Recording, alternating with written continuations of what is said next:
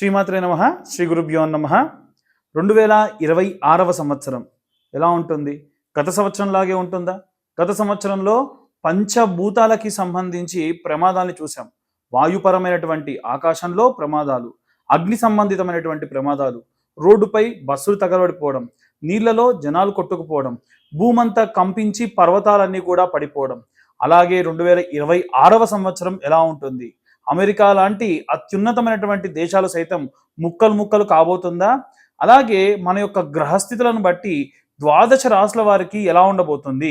ఉద్యోగాలు ఎలా ఉంటాయి? రైతుల పరిస్థితి ఏమిటి? అసలు ధరలు ఎలా ఉంటాయి? మనం ఏమన్నా కొనుక్కోవచ్చా? ఇలాంటివన్నీ అంశాలు కూడా ఈ ఫుల్ వీడియో కింద ఉన్న లింక్లో ఉంటుంది. అందరూ కూడా చూడండి.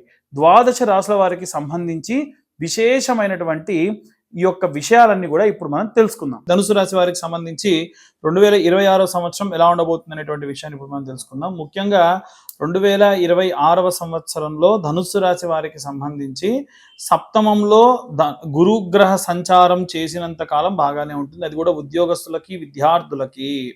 ఎప్పుడైతే సప్తమంలో ఉన్నటువంటి ఆ యొక్క గురుగ్రహం అనేటువంటిది సింహరాశిలోకి సంచారం చేసిన తర్వాతకి అప్పటి వరకు కూడా బాగోదు. అంటే మధ్యలో కర్కాటకంలో సంచారం చేస్తుంది. ఫిబ్రవరి తర్వాతి ప్రాంతం నుండి ప్రారంభించి మనకి ఆల్మోస్ట్ ఆగస్టు ప్రాంతం వరకు కూడా కర్కాటకం నుంచి సింహంలోకి వచ్చేసరికి సమయం పడుతుంది. మళ్ళీ సింహరాశిలోకి సంచారం చేసి మరొక 2 నెలలు 3 నెలల పాటు అక్కడే సంచారం చేస్తూ ఆల్మోస్ట్ ఈ సంవత్సరం ఆఖరి వరకు కూడా సంచారం చేస్తుంది. అప్పటి వరకు కూడా వ్యాపారస్తులకి, ఉద్యోగస్తులకి, విద్యార్థులకి, గృహిణులకి యోగ్యంగా ఉంటుంది. కాబట్టి ఈ మార్చి, ఏప్రిల్, మే, జూన్, జూలై ప్రాంతాలు కాస్త జాగ్రత్తగా ఉండాలి. ప్రయోగాత్మకమైనటువంటి పనులు చేయకుండా ఉంటే మంచిది. అన్నిటికంటే మించి ముఖ్యంగా ఈ యొక్క ధనుస్సు రాశి వారికి సంబంధించి ఇక్కడ తృతీయంలో రాహువు, చతుర్థంలో శని మారట్ల అలాగా పట్టేసుకున్నారు. ఎందుకంటే రాహువు కానీ శని కానీ చాలా లేట్ మూవింగ్ ప్లానెట్స్, చాలా లేట్గా, చాలా ఆలస్యంగా. ఒక రకంగా చెప్పాలంటే గురువు వీళ్ళతో పోల్చుకుంటే చాలా ఫాస్ట్గా మూవ్ అవుతాడు.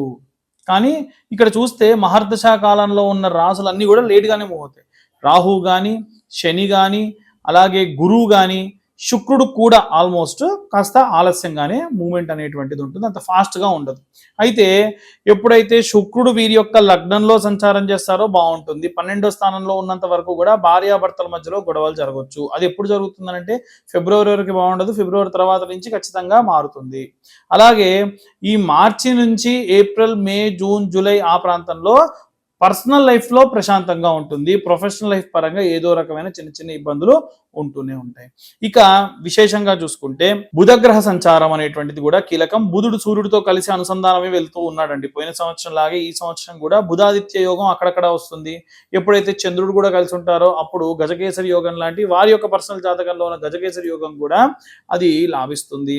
ఓవరాల్గా చూసుకుంటే ఈ గ్రహ సంచారాలు వీళ్ళకి మంచి మంచి లాభాలు చేకూరుస్తున్నాయి. సినీ రాజకీయ రంగాల్లో ఉన్నటువంటి వారికి సంబంధించిన విషయానికి వస్తే ఈ 5 నెలలు వీరు కూడా కాస్త జాగ్రత్తగానే ఉండాలి. మార్చి, ఏప్రిల్, మే, జూన్, జూలై, ఆగస్టు నుంచి ఒక ఫ్రేజ్, ఈ జూలై అంతకంటే ముందు మార్చి వరకు ఒక ఫ్రేజ్, పంచగ్రహ కూటములు, చతుర్గ్రహ కూటమి ఇవన్నీ కలిసి ఉండడం, ఆ టైంలోనే ఏమైనా ప్రమాదాలు కూడా జరగడం, ఆ టైంలో వీరు ఏదైనా సరే నిర్ణయం తీసుకుంటే ఇబ్బంది కలగడం లాంటివి బాగా జరుగుతాయి. ఇక మనం బాగా అబ్జర్వ్ చేస్తే చూడండి, 2020 ప్రాంతం నుండి 2025 ప్రాంతం వరకు కూడా నెమ్మదిగా వాయు సంబంధితమైనటువంటి దోషములు, అంటే వాయువులో విషం చేకూరి మనుషులు చనిపోవడం, అదే కదా కరోనా. రెండవది అగ్ని సంబంధితమైనటువంటి ప్రమాదాలు, బస్సులకు అగ్ని మంట పుట్టడము, ఏవైనా ఫైర్ యాక్సిడెంట్లు జరగడము, ఫ్యాక్టరీలు తగలబడము, మనకు వైజాగ్ లాంటి చోట ఫ్యాక్టరీలో బ్లాస్ట్లన్నీ కూడా జరిగి విపరీతమైనటువంటి నష్టం జరగడం, ఇవన్నీ జరిగినాయి. ఇక మూడవది భూ సంబంధిత పర్వతాలు కూలిపోయి ఎన్ని వందల వేల మంది చనిపోతూ ఉన్నారో 20 సంవత్సరం నుండి 25 వరకు కూడా. అలాగే జల సంబంధితమైనటువంటి ఈ నీటి గుండా ప్రయాణం చేస్తున్నటువంటి వాళ్ళు ప్రమాదం కూడా విపరీతంగా జరిగింది. 5వది ఆకాశంలో ఏరోప్లేన్లు కూలడం, అలాంటివన్నీ కూడా జరిగినాయి. చూస్తే ఖచ్చితంగా పంచభూతాలని మనం గనక గౌరవించి పంచభూతాలని కూడా కలుషితం చేయకుండా ఉంటే ఖచ్చితంగా మనకు ప్రకృతి నుండి అపాయాలు రావు.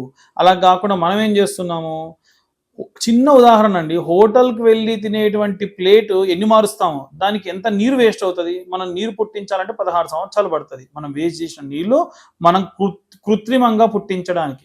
మనం ఆవిరి నుంచి నీటిని పుట్టించవచ్చు, కానీ 16 సంవత్సరాలు పడుతుంది మనం వేస్ట్ చేసిన నీరు కావాలనంటే. కాబట్టి అనవసరంగా నీటిని వేస్ట్ చేయడము, నీటిని కలుషితం చేయడము, వాయు కలుషితం చేయడము విశేషమైనటువంటి ప్రమాదాలకి మీరు గురవుతారు. ఏముంది, చాలామంది పూజలు చేసేటప్పుడు కూడా అట్టిపండు గుచ్చేయండి పంతులు గారు అంటారు. ఆ అట్టిపండు ధర 2 రూపాయలే కావచ్చు, 5 రూపాయలే కావచ్చు. అది పుట్టించమనండి, నేను 5 రూపాయలు ఇస్తా, 50 రూపాయలు ఇస్తా, ఇట్లా పుట్టిమనండి, పుట్టియలేరు. కాబట్టి ఎట్టి పరిస్థితులలో వీలైనంత వరకు మనం ప్రకృతిని గౌరవించాలి. ప్రకృతిని గౌరవించకపోతే ప్రకృతి మనల్ని గౌరవించదు, దానివల్ల ఇబ్బందులు పడతారు. అలాంటి ఇబ్బందులలో ఈ రాశి వాళ్ళకి విశేషమైనటువంటి దోషములు కలుగుతూ ఉన్నాయి. కాబట్టి ఈ సంవత్సరంలో ఎప్పుడు మనకి సంకటహార చవితులు కానీ, అలాగే దుర్గాష్టమి రోజులలో కానీ, అమ్మవారి శరన్నవరాత్రుల్లో కానీ, గుప్త నవరాత్రుల్లో కానీ మీరు అన్ని రకాలైనటువంటి మంచి ధ్యానము, దీక్ష ఇవన్నీ చేసుకోవడం మంచి సత్ఫలితాలను ఇస్తుంది. ముఖ్యంగా శనివారం నాడు త్రయోదశి వచ్చినప్పుడు, శని త్రయోదశి కాబట్టి తిలాహోమాలు, తైలాభిషేకాలు చేయించుకోండి. వీలైనంత వరకు నా దగ్గర కూడా ఎప్పుడు శని త్రయోదశి వచ్చినా అప్పుడు తిలాహోమం, తైలాభిషేకాలు పెడుతూనే ఉంటా. మీకు ఎవరికైనా సరే విపరీతమైన కష్టాలు ఉన్నాయి అనుకోండి, రాహు దశలోనే ఉన్నారు, ఉదాహరణకు రాహు సంబంధితమైనటువంటి దోషములు ఉంటే చండీ హోమం చేసుకుంటే మంచిది. కాబట్టి సామూహికంగా ఎక్కడ చండీ హోమాలు జరిగినా సరే వాటిలో పాల్గొనండి. అలా కూడా ఉన్నటువంటి దోషములు పోగొట్టుకోవచ్చు. కాబట్టి మనకు సమస్య వస్తే, ఉదాహరణకు చిన్నప్పుడు మనం కింద పడ్డాం, అయ్యో కింద పడ్డా ఇక నేను ఇంతే అని అక్కడే కూర్చొని ఏడవం కదా, లేస్తాం, మళ్ళీ పరిగెడతాం. ఈసారి కింద పడకుండా జాగ్రత్తగా పరిగెడతాం. ఇప్పుడు కూడా అంతే, కష్టాలు వస్తాయి, దానికి తగ్గ ప్రతిఫలాలు, దానికి తగ్గటువంటి కష్టానికి తగ్గటువంటి ఆ యొక్క రెమెడీస్ కూడా చాలా ఉంటాయి. ఆ వేలో మనం ప్రయాణించడం మంచి సత్ఫలితాన్ని ఇస్తుంది.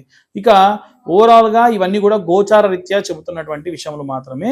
ఎవరికైనా డీటెయిల్డ్గా జాతకం కావాలంటే మీ పేరు, మీ date of birth, time, place కింద ఉన్న నెంబర్కి వాట్సాప్ చేయండి 16 భావచక్రములతో.